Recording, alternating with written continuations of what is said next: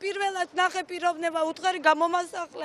მაინც დამენახე, ფულს გიხდი, ყავს გამოგჭრე აქ, ნუ მოდიხარ. აბა საწავიდე, ვისთან წავიდე, მან გამომასახლა. პროტესტის ნიშნად დღეს ბათუმში რუსთაველის გამზირი გადაიკეტა სატრანსპორტო მიმოსვლა ქუჩაზე რამდენიმე წუთის განმავლობაში შეწყდა. იპოთეკური სესხების მქონე მოქალაქეებმა პროტესტის ამ ფორმით ხელისუფლებას გამოსახლების პროცესის შეჩერებას თხოვეს.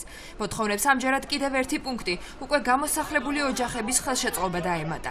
სამი შვილით მცირემწლოვანით გამაგდეს სახლში. აგერ სულ დალეწილი ვარ. ჩემი ნივთები აიღეს, საჭმელი პროდუქტი ყვა დამილეწეს და შეყარეს მანქანაზე.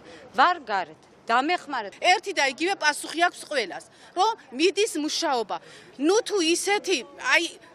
ნუ თუ ისეთი ის არის ეს გადაუჭრელი, ეს საკითხი, რომ ეს მუშაობა ამის გულისთვის ერთი ტვირა ვერ იმუშავა ჩვენმა სახელმწიფომ, ჩვენმა პარლამენტმა, რომ ეს საკითხი გადაჭრას, იმისათვის რომ ხალხმა სული ამოისუნთქოთ. დღევანდელ საპროტესტო აქციაში იპოთეკით დაზარალებული 20-მდე ოჯახი მონაწილეობდა. მათი ინფორმაციით ბათუმში გამოსახლების შემთხვევებმა ბოლო პერიოდში საგრძნობლად მოიმატა. მოქმედმა ხელისუფლებამ უნდა შევიდეს ამ ადამიანების მდგომარეობაში და პირველ რიგში რაც ამ ეტაპზე უნდა გაკეთდეს, უკვე არსებული რეალობიდან გამომდინარე ჩვენ ვიცვლით ცოტა პოზიციას, პირველ რიგში აუცილებლად უნდა შეწყდეს გამოსახლებები. საკითხზე კომენტარი გააკეთა დღეს აჭარის მთავრობის თავმჯდომარემ არჩილ ხაბაძის თქმით, იპოთეკური დავალიანების მქონე ყველა ოჯახის საკითხი ინდივიდუალურად გადაწყდება.